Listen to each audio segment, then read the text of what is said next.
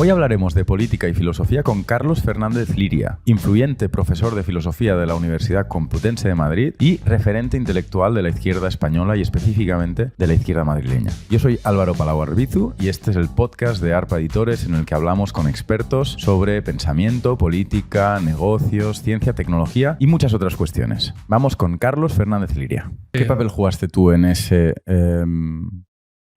en el nacimiento de ese discurso político, de esa estrategia política? Quise ser un ideólogo en la sombra, porque, ya digo... Pero lo fuiste, que además de quererlo, y jugaste ese papel, susurrabas en los oídos de la gente que después tomaba la palabra para decir estas cosas. Yo escribía mis libros con Luis Alegre.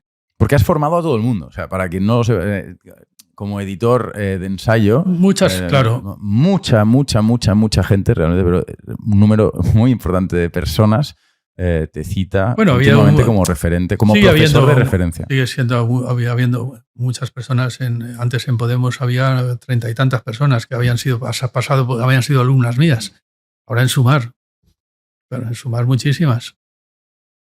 Claro, son los mismos, porque en realidad Sumar no es más que Podemos, que como les expulsaron de Podemos, pues montaron otra cosa.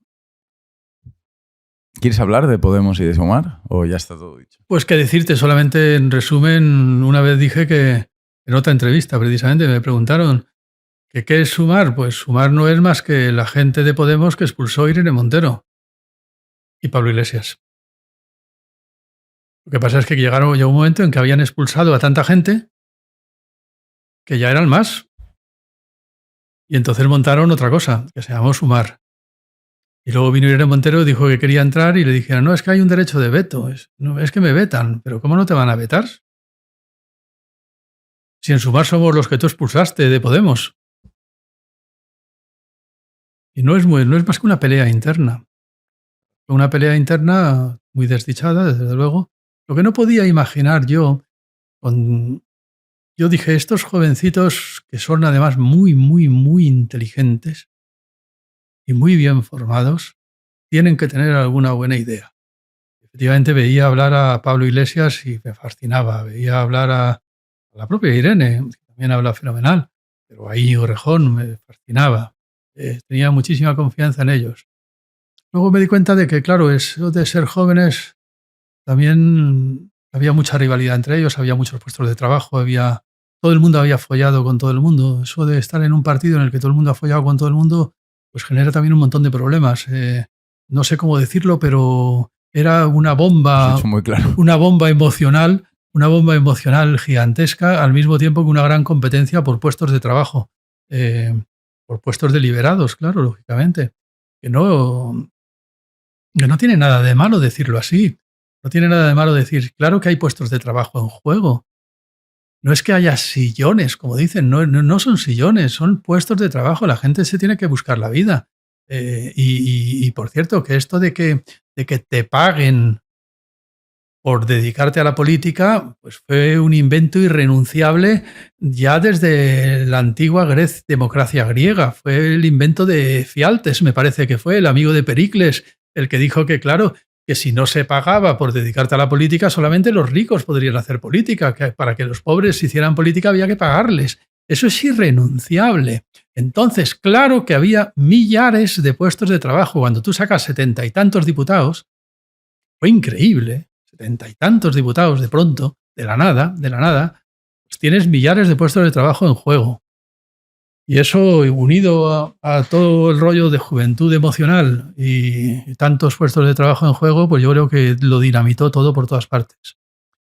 Una vez me dijo Pablo Iglesias, fue la última conversación de buenas que tuve todavía con Pablo en una reunión.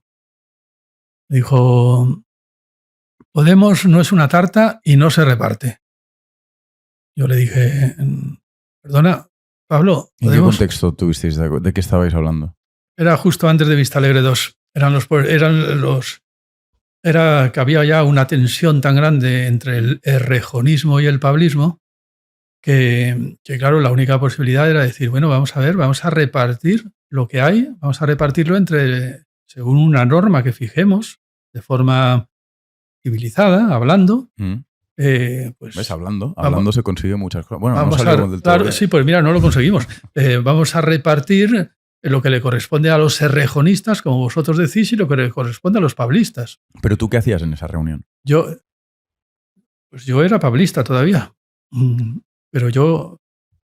Pero era una comisión, era una reunión del ¿cómo le llaman? De la Comisión Nacional. Había una guerra entre rejonistas y pablistas y yo había, junto con un amigo, habíamos sacado un artículo que se llamaba algo así como el manifiesto del abrazo o de los abrazos o algo así. ¿Por qué no buscamos una manera de abrazarnos todos como buenos amigos que somos? Y entonces pues, me debieron de llamar a mí también. Llamaron a las personas que estaban interviniendo más en la polémica, en la guerra. Estábamos ahí reunidos. Para hablar de este tema. Sí, estaba ahí Íñigo Rejón, estaba Irene Montero, estaba Pablo, estaba yo, no me acuerdo quién, pues, y Carolina Vescansa. Y había alguno más. Carolina Vescansa también estaba montando algo por otro lado para intentar arreglar las cosas. Estábamos intentando todavía arreglar las cosas. Y Pablo dijo eso de que podemos ver una tarta y que no se repartía. Pues que vamos a ver, Pablo, Podemos sí que es una tarta. Hay muchos millares de puestos de trabajo en juego, hay mucho dinero. Claro que hay que repartirlo. A mí cuando alguien me dice que Podemos no es una tarta y no se reparte, lo que me parece es que se quiere quedar toda la tarta a él. Claro, es una frase de mafioso, tío. O sea, Podemos no es una tarta y no se reparte porque me la quedo todo yo.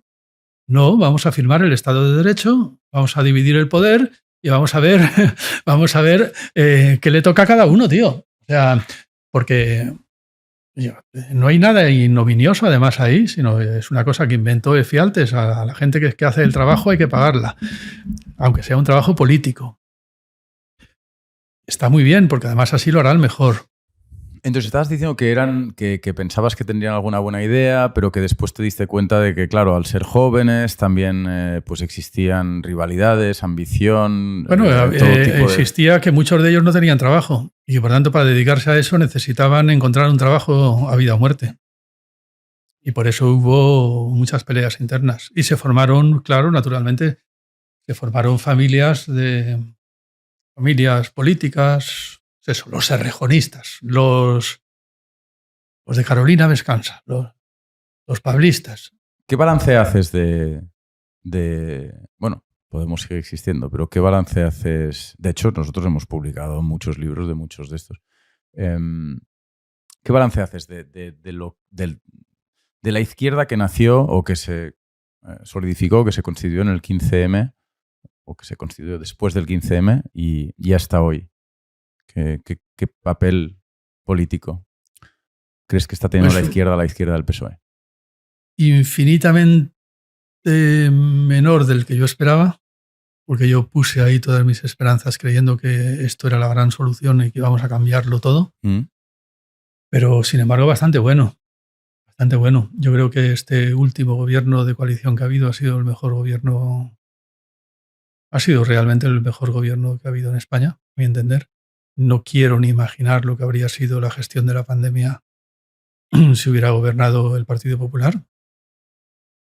Yo creo que habría sido algo semejante a lo que ocurrió en el Brasil de Bolsonaro o a lo que ocurrió, sin ir más lejos, en la Comunidad de Madrid con Ayuso, que fue nefasto, porque incluso eso que dice que dio libertad a los bares de abrir, pero es que claro, eso de dar libertad a los bares de abrir es un arma de doble filo, porque eso también es decir que no estás nacionalizando los salarios.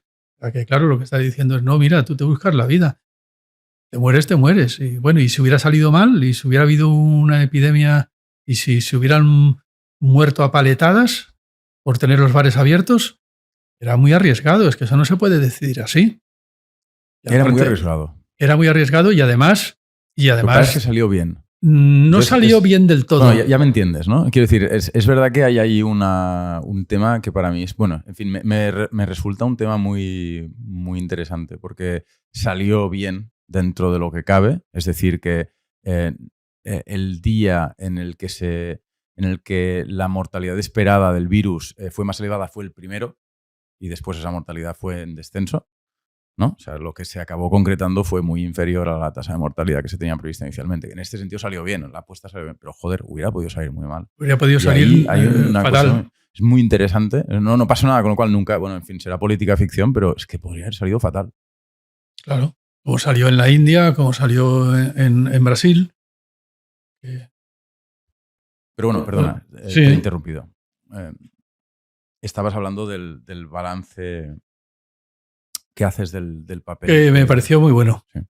Me ha parecido, hombre, la reforma laboral, la gestión de la pandemia, las ayudas sociales que, no sé, pues lo que se ha hecho con el bono del transporte, con la electricidad. Es verdad que ha habido los fondos europeos, todo lo que quieras, sí, pero el caso es que se podrían haber gestionado bien o mal, y yo creo que este gobierno, por dentro de lo que cabe, ha sido el mejor gobierno que hemos tenido.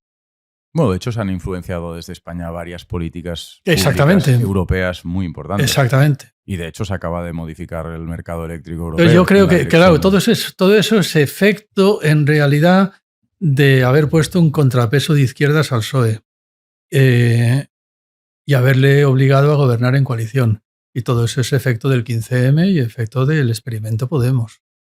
En este momento Podemos está en el grupo mixto ya y haciendo disparates. Ayer mismo votaron en contra, sí. bueno, en contra de Yolanda Díaz, en definitiva, porque era un rollo totalmente personalista. Bueno, pues no sé, ellos sabrán. Son 4 gatos en este momento. ¿Pero qué opinión te merecen el PSOE y Pedro Sánchez o el papel que han interpretado precisamente en los últimos años en términos legislativos, políticos, de liderazgo político, de estabilidad política del campo progresista? ¿Lo valoras positivamente o queda fuera de tu círculo de intereses porque no son tu familia política y no entras a valorar? No, lo valoro bastante positivamente. Si alguien me hubiera dicho hace 20 años que yo iba a acabar hablando bien del PSOE, me habría pegado un tiro.